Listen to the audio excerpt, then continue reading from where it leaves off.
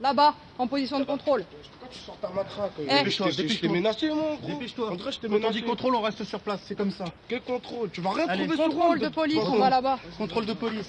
Tu sors ta matraque, on dirait que je t'ai menacé. Il vous a tapé avec? Wesh, mais pourquoi il sort sa matraque? On dirait qu'il va faire un Là, crime. on vous dit contrôle de police, vous partez en courant, c'est normal, ça retirez la main des poches. Retirez la main de la poche, monsieur. Inutile, tout le temps. Pourquoi vous fuyez quand on arrive alors? Je suis pas, gros. On allait aller chez mon ami manger du chef. Non, gros, je crois pas. On a le droit. Y a pas de souci. Agoussa, Bouya, là, je sais pas quoi, là. Bon, messieurs, du 84, il y a quelque chose à remettre ce moment. S'il n'y a rien, ça prendra 2 minutes. Retirez les mains de vos poches, s'il vous plaît. Rien d'illicite, rien de dangereux, messieurs. C'est un contrôle de police. Quand on dit contrôle de police, c'est contrôle de police, point barre. D'accord? Ici, on est dans un état de droit, c'est la République française. Donc, contrôle de police, on se tait et on obéit. Point barre. Alors, le premier, le nom Agoussi. Alpha, Golf, Oscar, uniforme.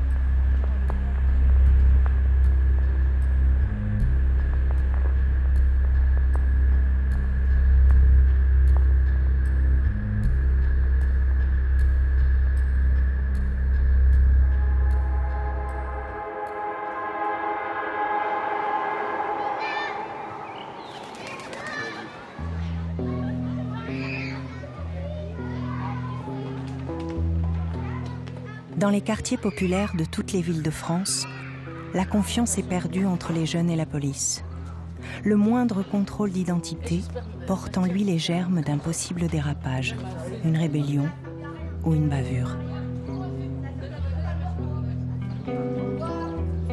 Une affaire est emblématique de cette impasse. Elle a eu lieu au cœur de la capitale, à quelques pas des boulevards haussmanniens, dans le quartier Rosanov, une petite cité HLM du 12e arrondissement. Des adolescents ont affirmé avoir subi le harcèlement quotidien d'une brigade de police durant des années. Nous on dérange personne, on est posé au square, on joue à Uno, ou je sais pas, on parle, on joue au foot, ou on attend notre tour pour jouer au foot et des fois on est en pleine partie de foot, ils nous disent de circuler, voilà, c'est surtout les yeux bleus là, ce méchant sorcier là. Il y a une femme aussi. Elle claque bien, elle. Ouais, elle claque. Voilà. De toute façon, il y a des keufs qui se font gentils, mais la plupart c'est des bâtards en fait. Donc,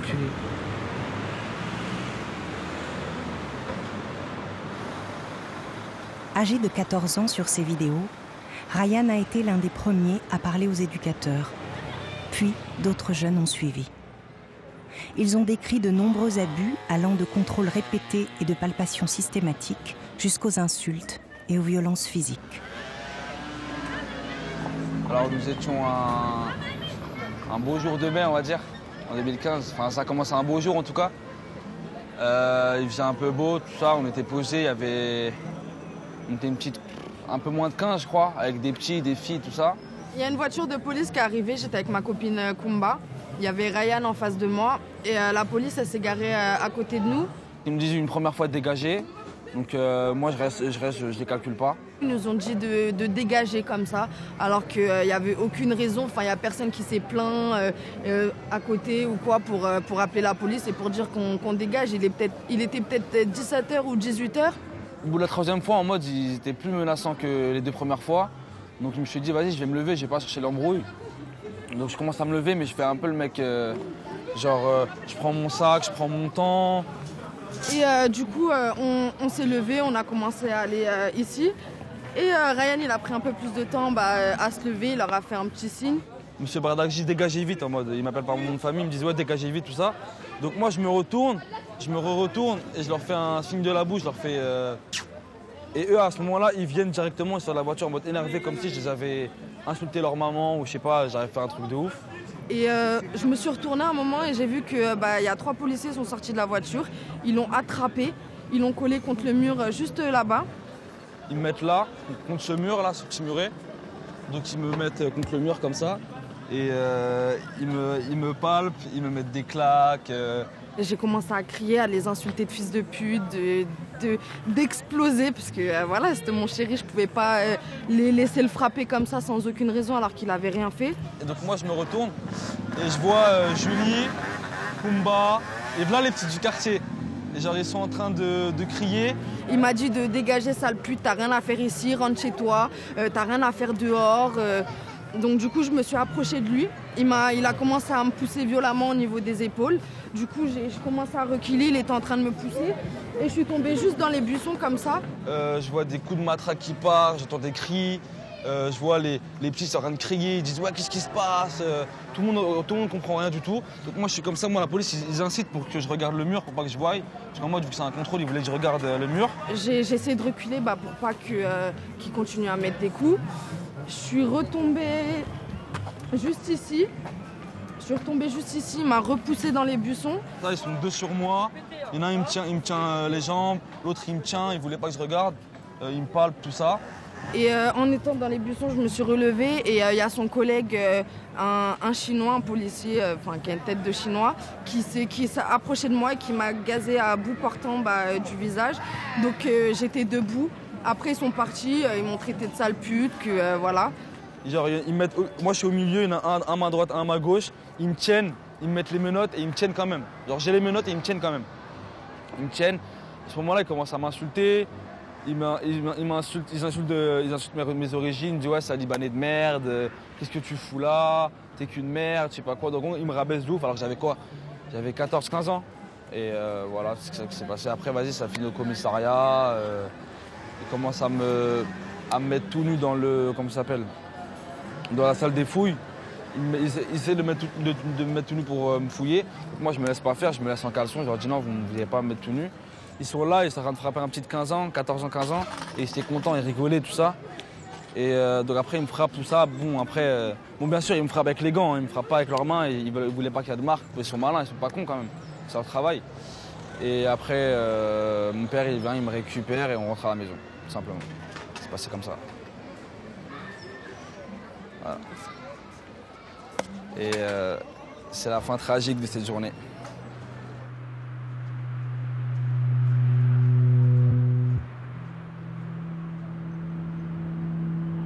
Les policiers nient catégoriquement les faits dénoncés. Mais des habitants du quartier et des militants associatifs vont convaincre les jeunes de porter plainte collectivement pour violences aggravées sur mineurs. La plupart des jeunes étaient réticents à engager des procédures. Ils craignaient les représailles de la part des policiers, d'autant plus que certains des jeunes avaient déjà versé dans la délinquance.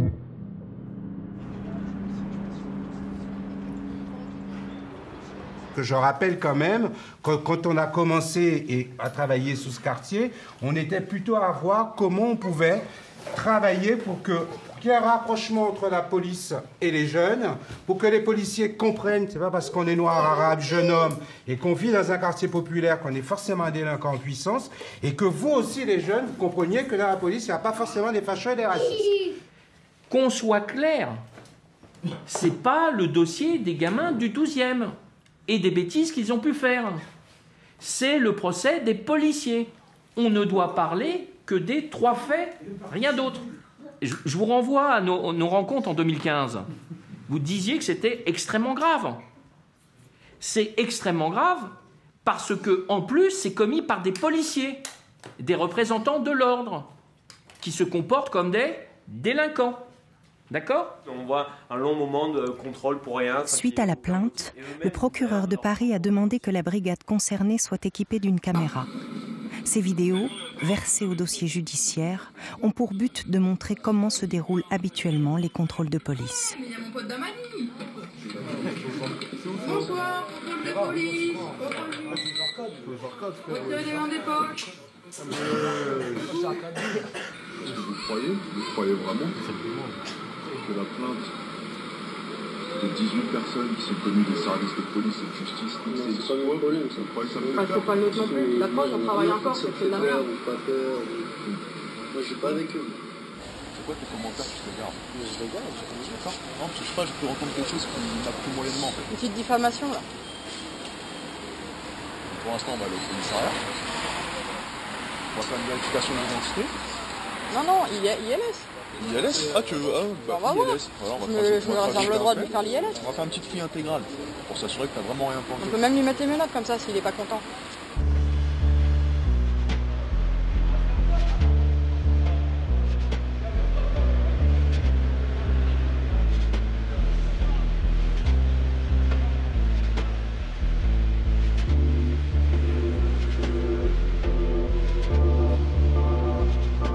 Au tribunal correctionnel de Paris va s'ouvrir le procès des policiers du 12e.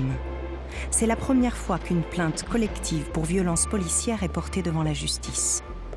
Mais faute de preuves suffisantes, le procureur de la République n'a retenu que 3 faits sur les 44 dénoncés.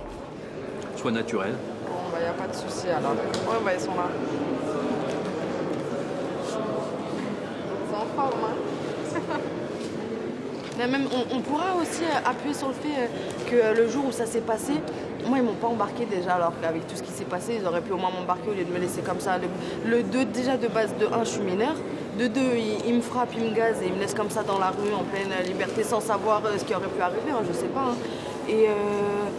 Et aussi du fait qu'ils sont passés juste à côté de moi en ricanant, quoi. Ils me regardaient en rigolant. Ils avaient rien dans la voiture, ils sont passés à côté de moi en rigolant.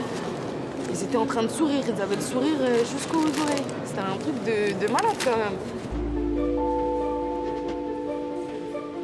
À l'audience, les policiers nient avoir commis des violences illégitimes.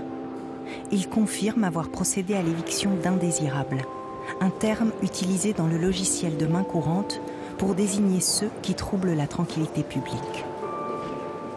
Leurs interventions répondaient aux demandes d'habitants qui s'exaspéraient des rodéos en scooter, des tapages et des dégradations commises par les jeunes du quartier.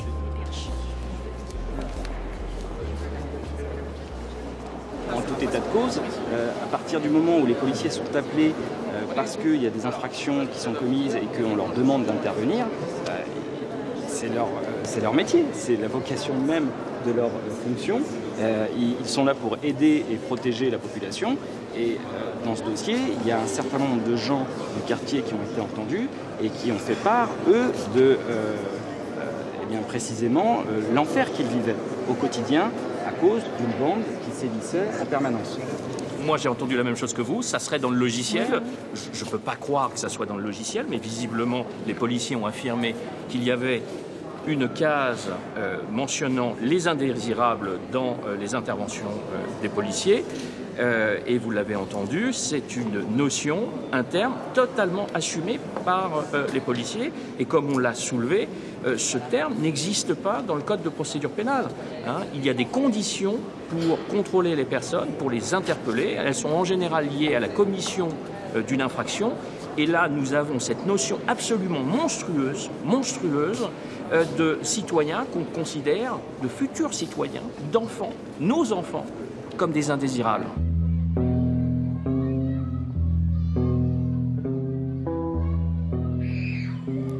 La brigade de soutien de quartier du 12e arrondissement a été créée dans les années 2000 pour lutter contre l'insécurité dans le secteur Rosanov.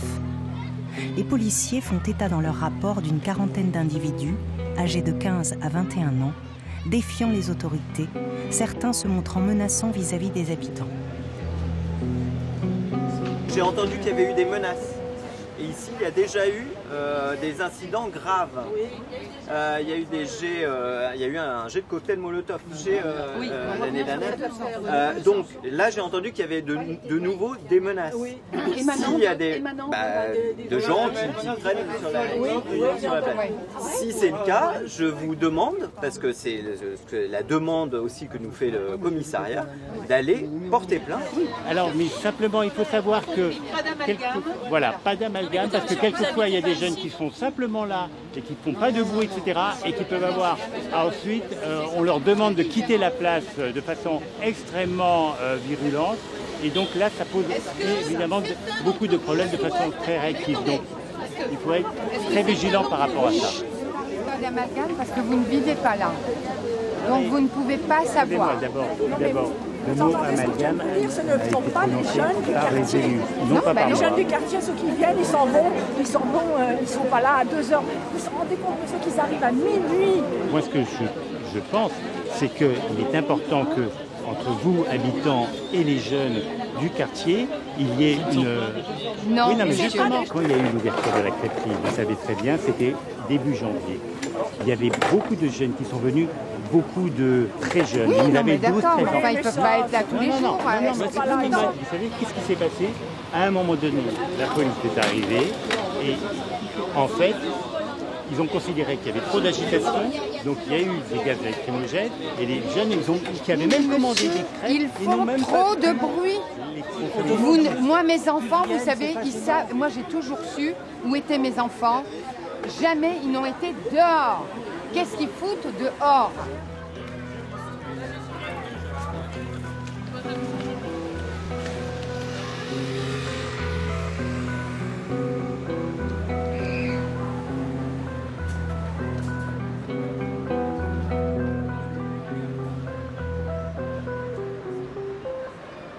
Moi, je me suis retrouvée avec des voisines plutôt âgées me disant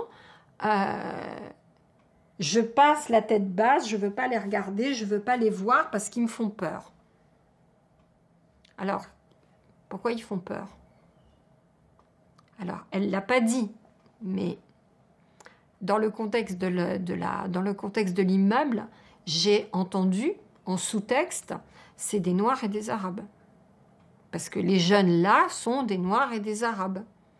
Sauf la jeune fille blonde, ils sont tous Noirs et Arabes. Ah. Voilà. Donc, c'est le non-dialogue. C'est le non-dialogue, c'est on appelle les flics. Oui, mais de toute façon, ça ne résoudra pas le problème, parce que si les flics... C'est ce que j'essaye d'expliquer aux gens. Si les policiers les font partir là, ils vont aller plus loin. Ils vont aller dans le square de la Baleine. Donc, dans le square de la Baleine, il y aura du bruit dans le square de la Baleine. Et puis, si on les empêche d'aller là, ils iront sur la dalle Rosanov. Il faut bien qu'ils aillent quelque part. Ça n'a rien d'extraordinaire d'être un jeune et d'avoir envie d'être dans un lieu public sans contrainte d'adulte.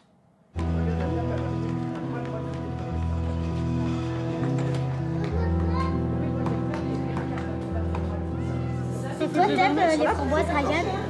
Oui, oui. Donc ça va? On n'aime pas les framboises, nous deux? Bah, j'étais bonne que je suis un didon et j'ai de la chance.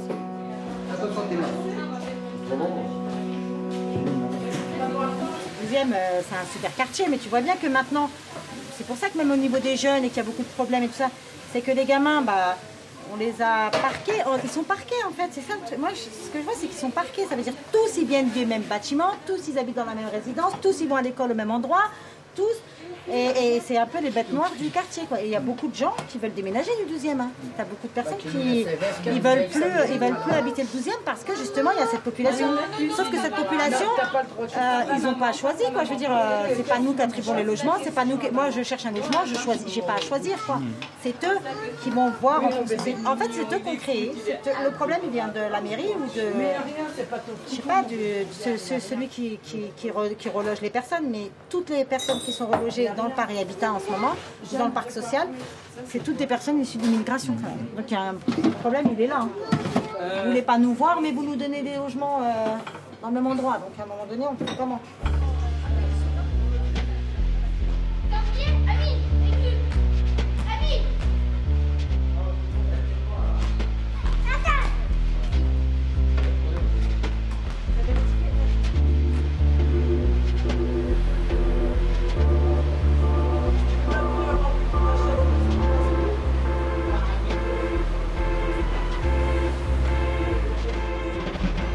Dans l'attente du jugement, les éducateurs du quartier poursuivent leur routine et les plus jeunes leur font part invariablement de nouvelles violences lors d'interventions policières. Un autre phénomène qui existe, c'est-à-dire qu'aujourd'hui, on a beaucoup de jeunes qui ont des amendes. Oui. Voilà, ou des petits qui se font aussi un petit peu embêter. Donc, si vous voulez, aujourd'hui, ce qu'on essaie de voir un petit peu, c'est comment est-ce qu'on pourrait arranger ces différends entre la police et certains jeunes. Il me redemande de me mettre contre le mur et de lever les mains. Ensuite, ils partent chercher un chien qui était dans le coffre. Ils me disent que t'as du stupéfiant sur toi. J'ai dit non. Ensuite, ils ont dit bah bouge pas, tout va bien se passer si t'en as pas. En gros, ils lâchent le chien sur moi, mais le chien n'avait pas de muselière. Ils ont lâché le chien et puis c'est fini. Voilà, quoi. ils ont lâché le chien. Et juste avant de lâcher le chien, ils m'ont plaqué parce qu'ils voulaient mettre les menottes. Après, il m'a fait comme ça. Ils m'ont attrapé par le cou. Voilà. Contre le mur. Contre le mur. Ouais. Et après, bon, il a. Voilà. Ça, c'est. Ça, c'est normal, ça. Et j'ai été acquitté. Mais pendant 2 jours, par exemple, le premier jour, La première gamelle qu'ils m'ont passée, j'ouvre ma gamelle, je vois, ils ont craché dedans. Ouais, ça c'est très Ils ont quoi? Ils ont craché dans la gamelle. Donc ça c'est Là, j'ai pas mangé pendant 2 jours. Ils sont venus chez moi encore, ils ont fouillé chez moi, ils ont fouillé la cave, Ils ont fouillé le garage, tout. Le garage, après il y a un veste, ça sort, il a prêté un veste, il a dit oui, ça si c'est très cher, ça veste peut-être t'as volé. J'ai dit mais ils sont malades ces gens. Si tu dis rien et que eux ils voient que tu réagis pas, mais dis-toi qu'à chaque fois que tu vas passer l'avenue, il y en a un qui va te voir, c'est pour toi. En fait c'est ça, et ils vont se dire bah ils se rebellent pas. Même ça fait, c'est ça. Non, je me rebelle maintenant. Vous voyez, moi combien de fois, madame, il n'y a pas de fumée sans feu. Madame, si votre fils il est là, posez-vous les bonnes questions. Enfin bref, on connaît tout, les mauvaises mères, la bonne année. Il suffit que tu sois monoparental. Alors t'es là. Ouais, ils nous ont mis dans un beau package. Hein. Sauf qu'à un moment donné, vous avez. Non, mais c'est vrai. Sauf qu'à un moment donné, moi j'ai vu 4 policiers à la barre sur le banc des accusés. Et que j'avais envie de leur dire, bah, vous voyez, il n'y a pas de fumée sans feu. Et que c'est toujours nos enfants qu'on met dans ce carré-là. En fait, c'est nos enfants, les voyous, les délinquants, tout ce que vous voulez. Mais voir 4 policiers sur le banc des accusés, moi ça m'a monté le moral. Vous voyez moi ça m'a fait du bien.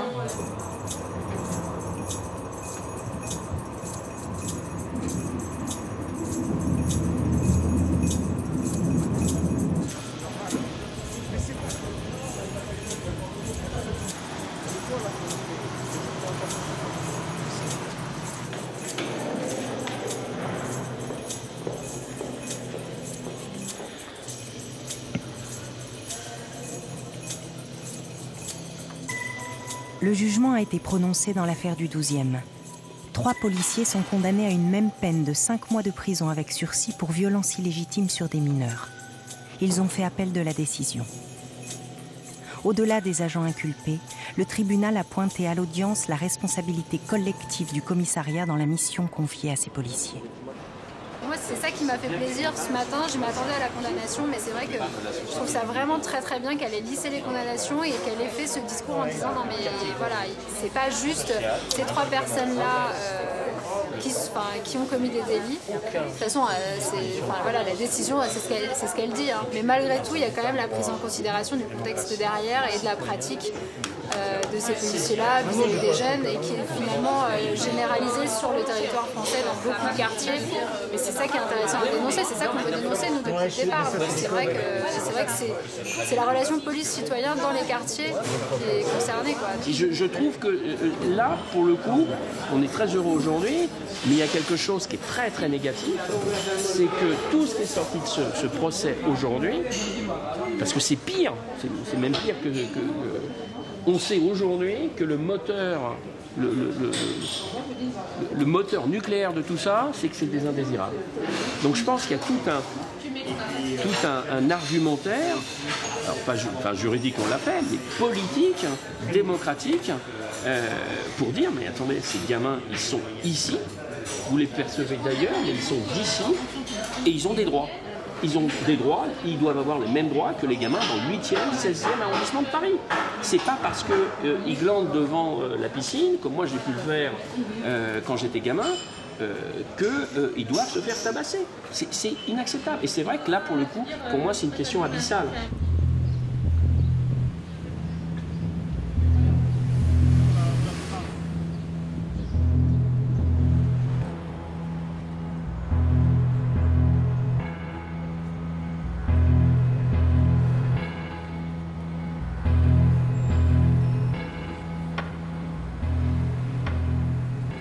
Au cours des années 2000, un modèle de police s'est imposé. Présence accrue sur la voie publique, quadrillage de secteurs et chasse aux infractions. Cette lutte quotidienne contre les incivilités et la petite délinquance a pris le pas sur le patient travail d'enquête. C'est le constat de certains policiers qui ont le sentiment d'avoir perdu le lien avec la population. J'ai été bien encadré dans le sens où j'avais des gens qui avaient pas mal d'expérience, plus d'une dizaine, voire une vingtaine d'années de police, qui m'ont formé, on va dire, version un petit peu police de proximité. Cette approche m'a permis en fait, d'avoir beaucoup plus de contacts avec les gens et forcément beaucoup plus de remontées d'informations utiles pour les enquêtes. Et donc beaucoup plus d'efficacité pour savoir qui cherchait, pourquoi, comment, c'était beaucoup plus efficace. j'ai jamais eu de problème parce que les gens m'identifiaient en tant que policier, mais ils m'identifiaient en tant que policier qui faisait son travail, qui était là pour bien faire son travail et qui n'était pas là pour, avec une quelconque animosité particulière envers telle ou telle personne parce que j'ai été amené par exemple à les interpeller. Et c'est petit à petit en fait que ça a commencé à devenir de plus dur. Les conditions de travail ont commencé à se dégrader. En interne, il y avait quand même une certaine pression puisqu'on perdait des effectifs pour au moins la même charge de travail, donc il y avait beaucoup plus de rendement qui était demandé. On préfère très clairement mettre 10 consommateurs en garde à vue plutôt que prendre le temps et d'interpeller un vendeur. Donc c'est plus rentable en fait en termes de statistiques et c'est en termes de politique du chiffre en fait, c'est ça.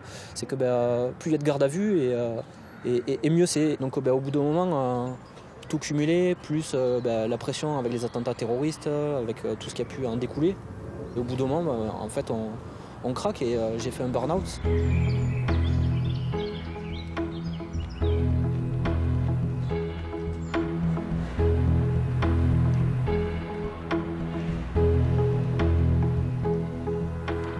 Cette course aux chiffres a nourri le rejet des policiers dans les quartiers populaires.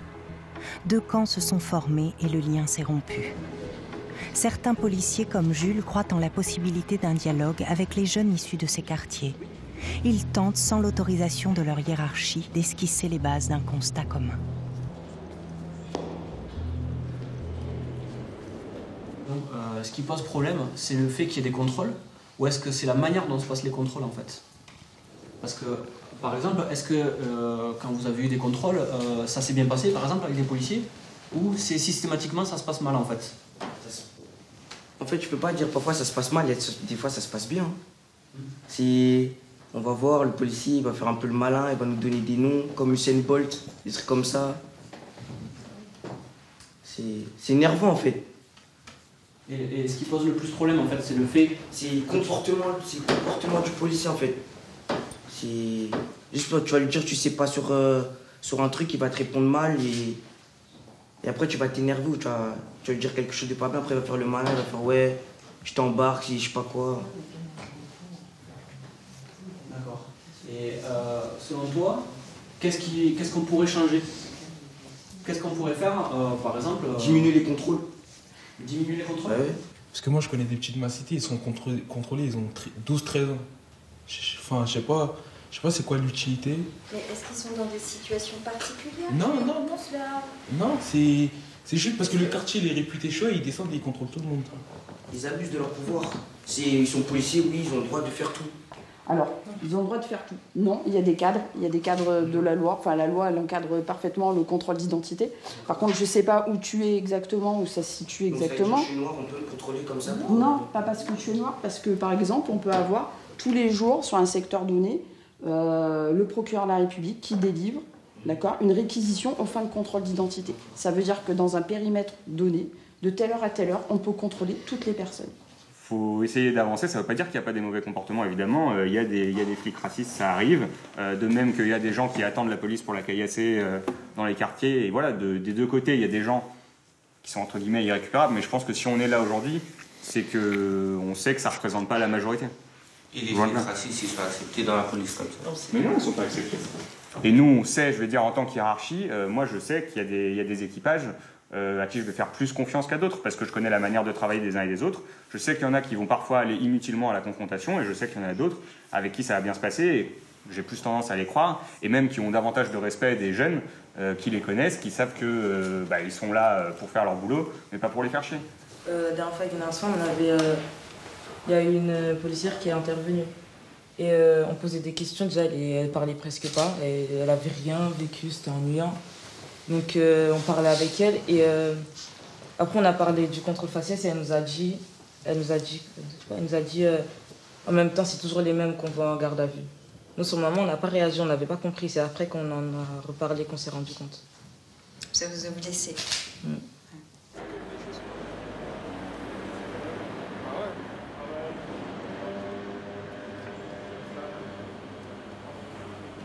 Si tu es témoin d'une situation pas normale d'un de tes collègues, c'est-à-dire un contrôle aux faciès ou un abus de pouvoir, comment tu vas réagir? Qu'est-ce que tu vas faire sur le coup? Quelle sera ta réaction?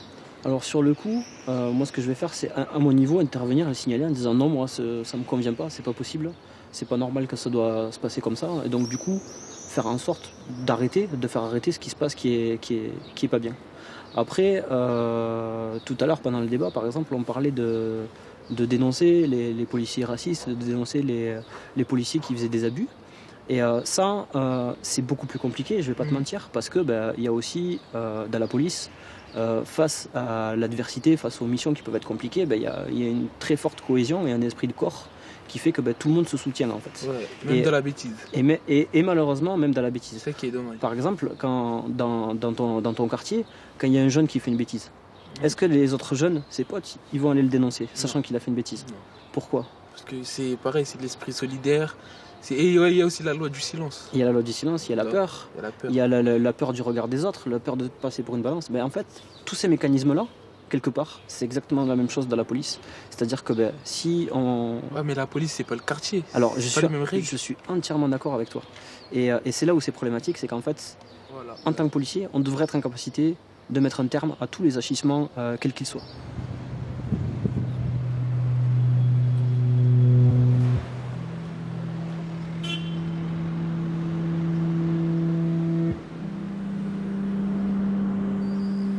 Mettre un terme aux abus qu'ils constatent de la part de leurs collègues, c'est ce que tentent de faire certains policiers.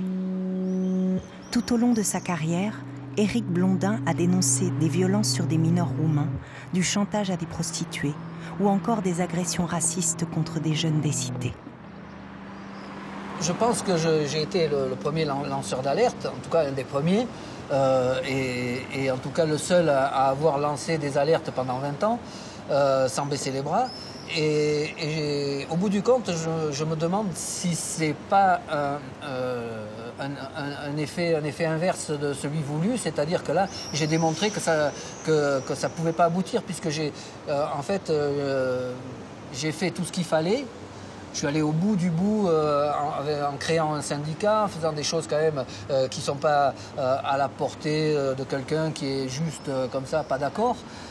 Donc j'ai montré que avec toute la détermination possible, on pouvait arriver à rien. Donc je crois que ça a desservi finalement le truc, parce qu'avant il y avait toujours un mec ou deux qui dénonçait un truc ou deux, et avec cette expérience-là, les mecs se sont aperçus, ils se sont dit oh là là, finalement ça sert à rien. Le mec en question, il a dénoncé, il a fini à l'hôpital, il a fini au tribunal, il a fini gardien de la paix, le seul gardien de la paix, parce que maintenant on finit tous brigadier, et moi je suis le seul mec à avoir fini gardien de la paix. pas un grade, rien. Et voilà, donc ça a servi vraiment à rien, quoi. Ça peut être très lourd en fait pour un policier qui s'oppose à ça, qui s'exprime contre ça. Celui qui remet ça en question, il se met à la marge et il se met en danger, très clairement. En danger, ça veut dire des menaces, la voiture qui peut être abîmée, ça peut être une non-intervention en cas de difficulté sur une interpellation qui tombe mal, où on va laisser 30 secondes avant d'intervenir, le temps que celui qui a balancé se fasse bien casser la gueule, pour lui faire comprendre que s'il veut compter sur ses collègues, il doit se taire. Donc au final, c'est soit tu fermes ta gueule, soit tu fermes ta gueule.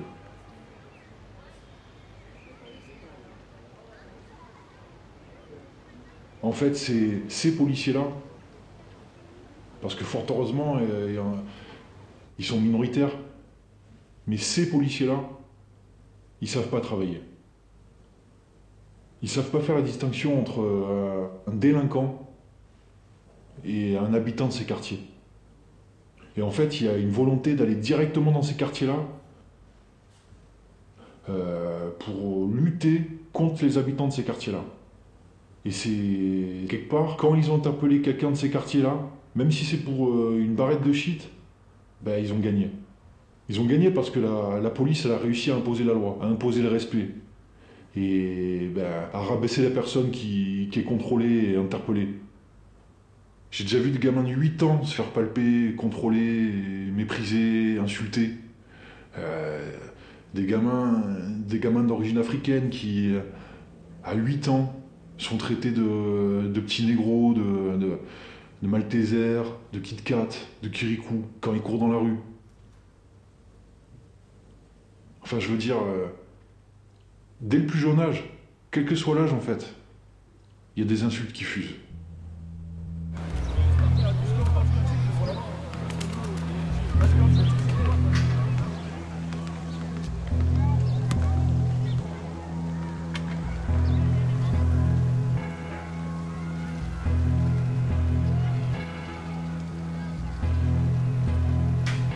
Il y a toujours cette tranche, cette minorité, mais qui fait tout, quoi. Hein. C'est-à-dire, c'est ceux qui sont promus par l'administration, ceux qui sont bien vus, et ceux qui constituent, comment dire, vraiment la partie visible de la police, parce qu'un policier qui fait bien son travail, il est invisible. Il fait bien son boulot, même s'il fait une interpellation, elle se passe bien. Personne ne voit un désordre, personne ne s'émeut, donc il est invisible. Alors que le policier qui est violent, qui est méchant, qui dépasse ses prérogatives, celui-là, il fait un tintamarre effroyable, tout le monde le voit et on a l'impression que c'est tous les policiers qui sont comme ça. Donc le truc, il est toujours décalé, c'est-à-dire qu'il y a un tas de policiers. Quand on dit 10% ou 20% de policiers, il y a 130 000 policiers, donc on arrive à 26 000 bonhommes, hein, c'est pas rien. Alors c'est une extrême minorité, mais quand on a 26 000 mecs qui déconnent, ça fait des dégâts, quoi. Voilà, on en est là. Alors, il y a beau y avoir les 80% d'autres qui applaudissent des deux mains, qui trouvent qu'il faut bien, il faut remettre les choses en ordre, il faut... Ah ben ça, eux, ils sont pas visibles, ils sont pas audibles.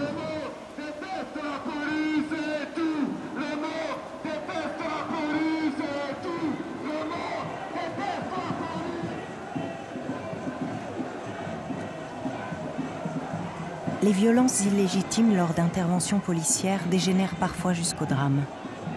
Ali Ziri d'Argenteuil, mort étouffé à 69 ans. Lamine Dieng du 20e arrondissement de Paris, mort asphyxié. Ossine Bourras de Colmar, tué par balle. Adama Traoré de Beaumont-sur-Oise, mort asphyxié dans l'enceinte de la gendarmerie.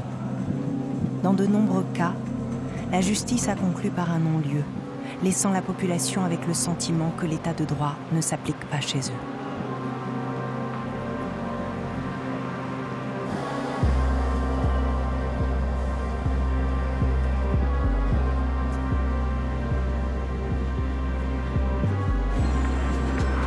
Ces drames ont eu lieu pour la plupart au-delà du périphérique, dans les banlieues de nos villes.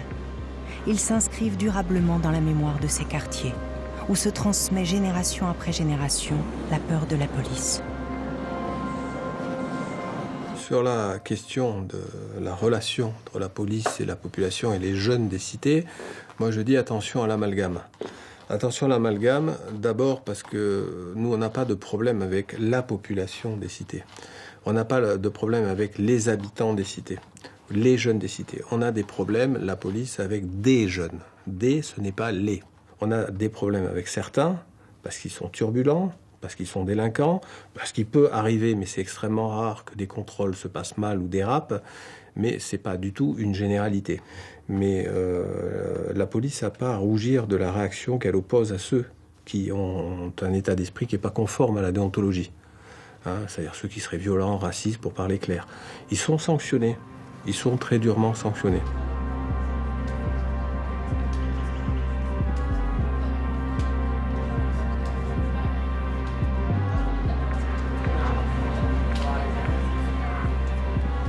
À Argenteuil, dans le Val d'Oise, cela fait pourtant des années que des habitants de la cité Champagne dénoncent les dérives d'une brigade de police. J'ai contacté toutes les institutions qui étaient compétentes, l'officier du ministère public, le commissariat d'Argenteuil, la DDSP, l'IGPN, également le défenseur des droits, le tribunal de proximité, et j'ai toujours trouvé porte close. Mon dossier est toujours un bon dossier étayé, mais personne ne veut le recevoir ou le traiter, parce que le traiter, c'est admettre que tout cela existe.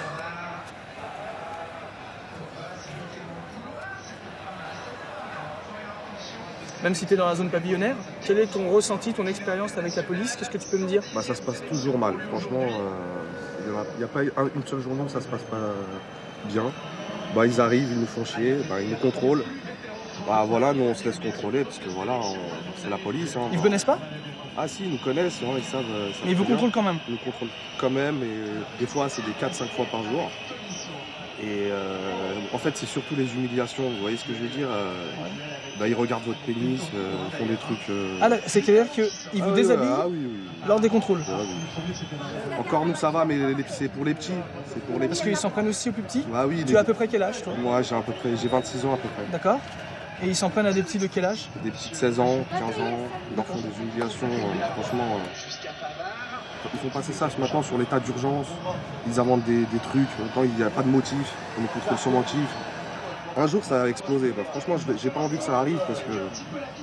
Mais ils le savent ça, qu'ils vous poussent à bout? Bien et qu'un jour bah, vous serez craqué?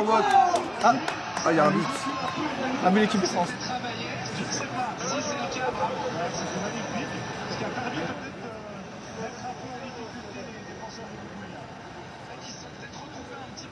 Il y a plus de policiers corrects ou plus de policiers incorrects? Ah non, il y a plus de policiers incorrects. D'accord, à Argenteuil. Incorrects.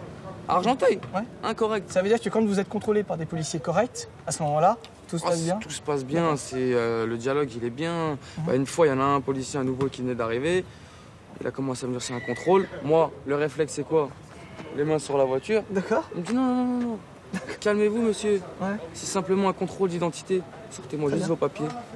Tout se passera bien. D'accord. À force, tu ne savais même pas que la procédure normale, c'était ça? Ouais. Toi, tu avais intégré que la procédure, c'était tourner, main en l'air, et d'accord. Les mains sur le capot, les mains sur le mur, ou les mains, les mains en évidence. Quoi. Vous avez déjà, toi ou les autres devant toi, essayé de discuter avec les policiers corrects de ce qui se passe avec ceux qui ne sont pas corrects?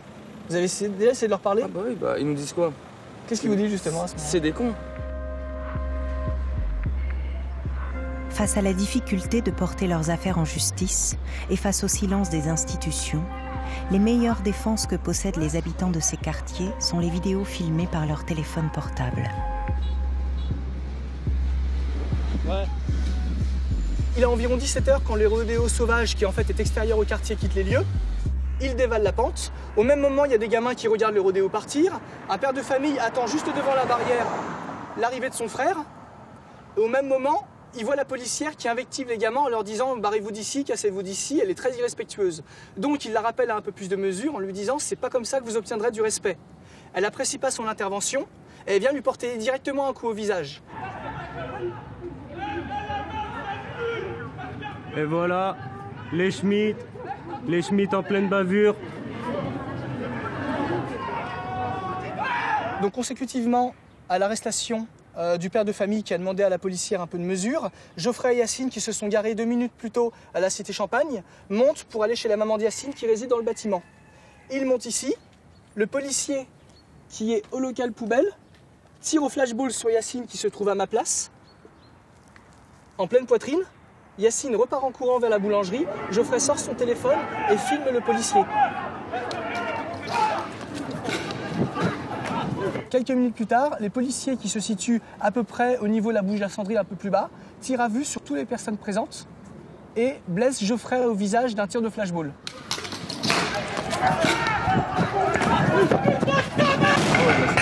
Oh fils de... Oh les bâtards! Mais non! Arrivé aux urgences. La police partout. C'est nous qui gérons, c'est nous qui gérons. C'est nous qui gérons. Vous êtes en train d'énerver, donc on l'énerve pas, c'est nous qui gérons. Oui, bah justement. Avez-vous, laisse tomber, ça sert à rien de parler. Voilà, c'est ça. Faut qu'ils comprennent. Moi je vous le dis à tous, on est parti porter plainte au commissariat. C'est bon? Et voilà, moi je le dis à tout le monde, je suis comme pédale, je le dis en face. C'est bon.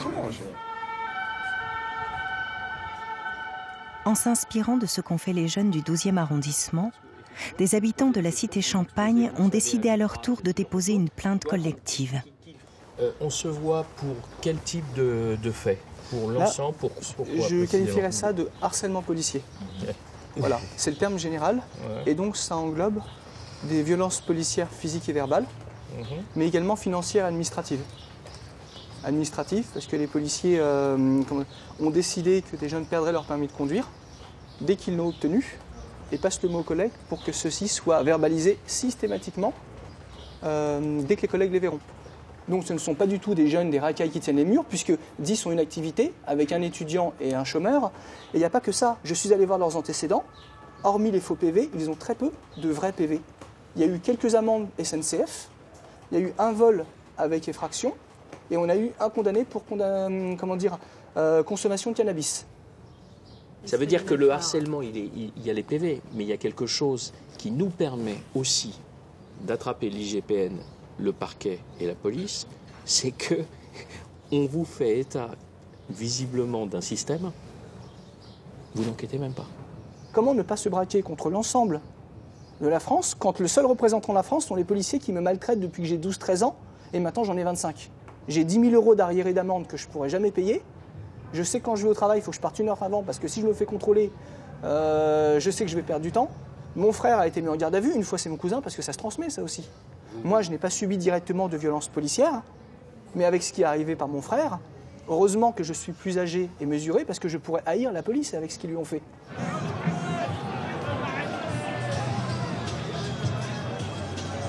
La mise en place de l'état d'urgence suite aux attentats terroristes a accentué la tension entre la police et la population. La violence des interpellations que subissent au quotidien certains quartiers surgit régulièrement en marge des mouvements de contestation sociale. Vous n'avez pas à l'emmener, il n'oppose aucune résistance. C'est illégal.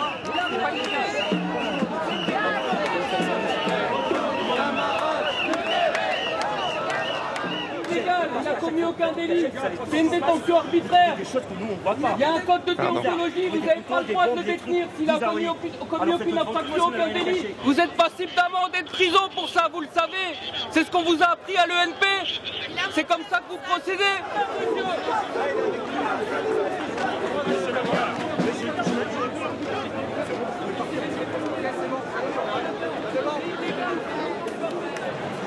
C'est tout le dilemme de la police.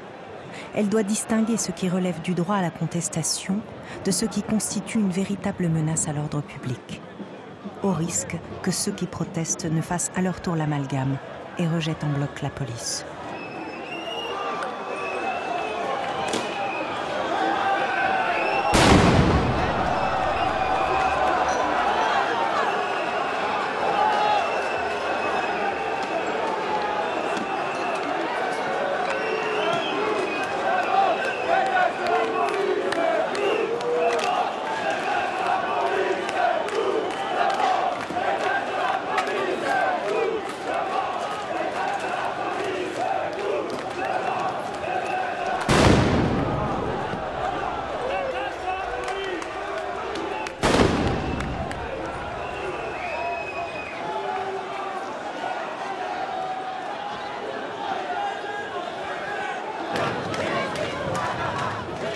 Au printemps 2018, des familles de victimes de violences policières se sont emparées de la tête de cortège du mouvement social. Ils veulent faire entendre que les quartiers populaires sont les premiers à subir le démantèlement des services publics et que l'État ne s'y manifeste plus que par son dispositif policier. Un État qu'ils jugent responsable de la mort des leurs.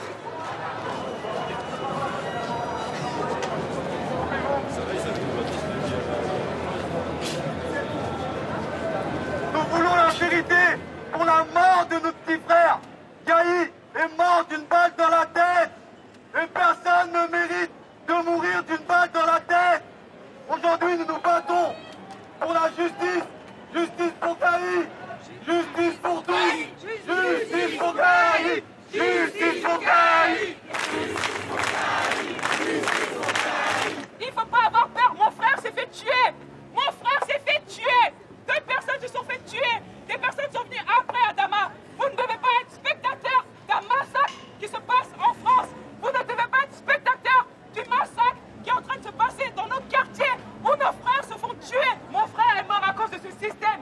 Tant qu'on n'aura pas renversé ce système-là, pour dire que les quartiers populaires font partie de la France, pour dire que les jeunes peuvent participer à la construction de cette France, on n'arrêtera pas le combat.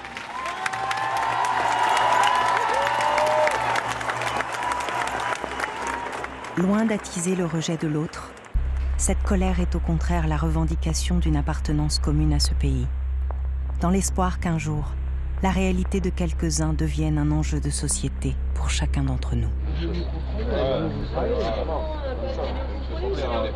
Ah, c'est bon, 26 ans, on a pas 18 ans. Tout ce que vous avez dans les poches, vous les enlevez. Monsieur Non, mais vous, d'accord, non.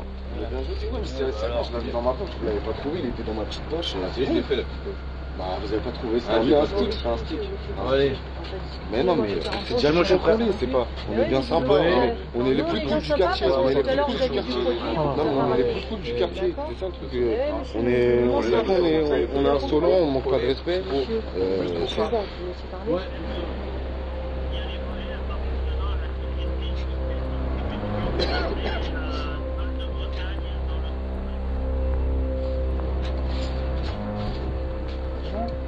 Oui, oui, c'est bon. La caméra, c'est bon, on repasse à la Starac. Hein. Alors, on est filmé là. Bon courage. Non. Là, on est filmé là, madame. Bien sûr. Pourquoi? Et de quoi? Je sais pas, il y a des lois normalement.